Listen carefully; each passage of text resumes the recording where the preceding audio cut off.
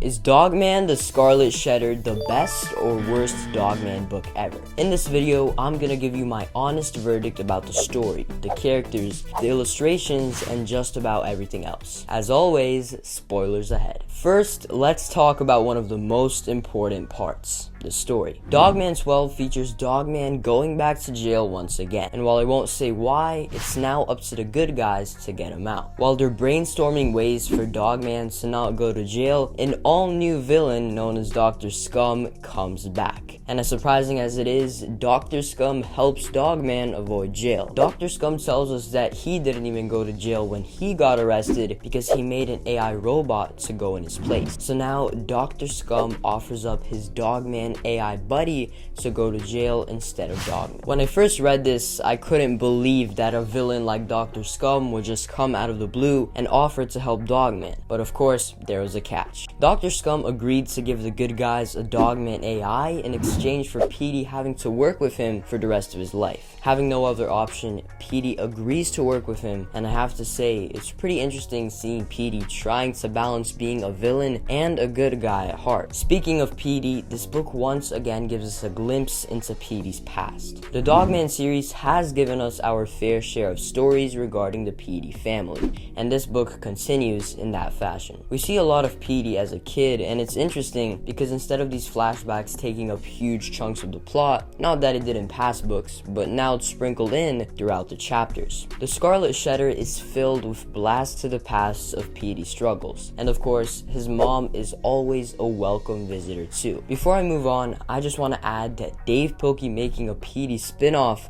would be incredible. I mean, imagine a series where we learn about Petey's past, see his adventures as a villain, and maybe finally learn why his tail is flat. We get super close to finding that out in this book, but it looks like Mr. Pilkey wants us to come up with our own explanations. But going into Dogman 12, I really didn't expect to almost cry, but guess what? I almost did. And it wasn't because of Petey, it wasn't because of Petey's mom, it was because of the all-new character, Little Jim. This book shows Petey and his mother being evicted from their home, and once they settle in a shelter, guess who Petey's neighbor is? A not-so-big Big Jim. Little Jim is obviously super excited about his new friend, and he begins jumping on Petey's bed. Petey's mom asks him where his mom and dad are, and he replies, in heaven. And you know what, Mr. Pilkey, you can ditch the Petey spinoff because we want a Big Jim series. And now that I think about it, it would also be cool to get a spin-off book where each chapter focuses on the backstory of a different character. Going back to Little Jim, I have to say that I absolutely loved seeing Big Jim return. But speaking of things I love, I would really like it if you subscribed. I have a ton of Dogman 12 videos coming soon,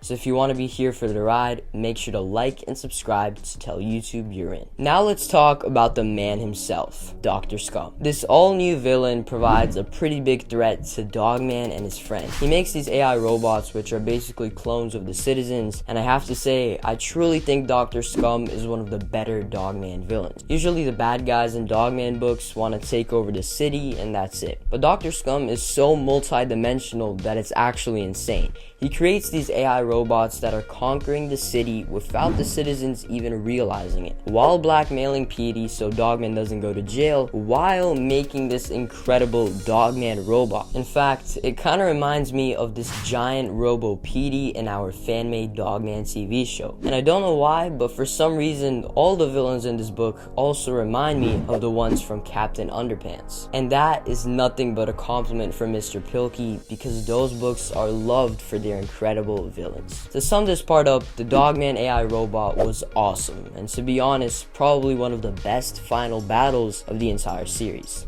If Dogman 12 is going to be the last book, which I really don't want it to be, I wouldn't be disappointed with this battle being the final fight. We're all aware of the amazing stories, illustrations, and characters that Dav Pilkey makes. But what makes his books all the more special is his attention to detail.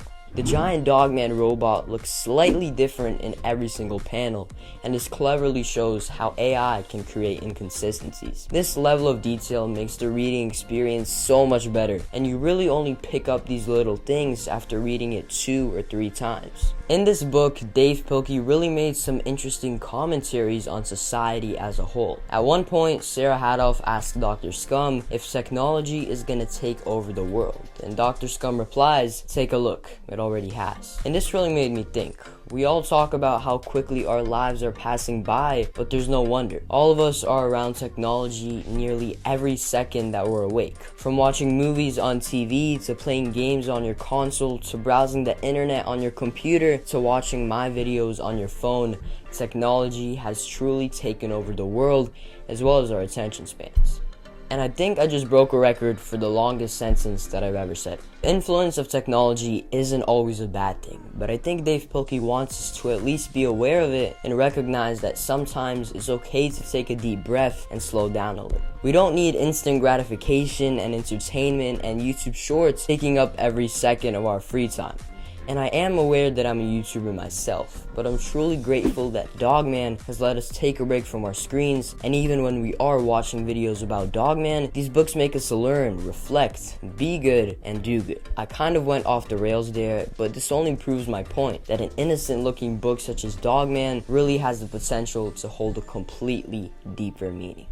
If you're an older reader like me, there are many other subtle details that I can't help but think about. For example, the distract, divide, and dominate plan that was used in jail. So I have to say, even though the past few Dogman books have had some small commentaries on the modern world, this book really steps it up and is a lot deeper and gives us a lot more to chew on while still keeping that charming Dav Pilkey simplicity that we all love. And this is also another thing that reminds me of the Captain Underpants series, because those books really had so many observations about today's world. Speaking of lessons, Dogman 12 is once again filled with lessons that teach you a lot, but aren't really shoved in your face in a cheesy way. Aside from the book teaching us that we'll never see a better relationship than Chief and Nurse Lady, congrats on getting married by the way, this book has some pretty good insights. When Little Jim reveals that his parents are in heaven, we're then told that we can't control the wind, but we can adjust our sails. And this quote means that while we can't control what happens, what counts is how we react to it. The Scarlet Shedder also brings back the beloved Flip-O-Ramas, which always add an extra layer of excitement. I'm also happy to say that this is one of the most vibrant and best looking Dogman books ever. From the faded out black and white style to this awesome retro 8-bit look, these visuals are remarkable. I also love how it looked whenever it rained, and the amazing complex illustrations really make this book stand out. I think the best Dogman robot ever might just be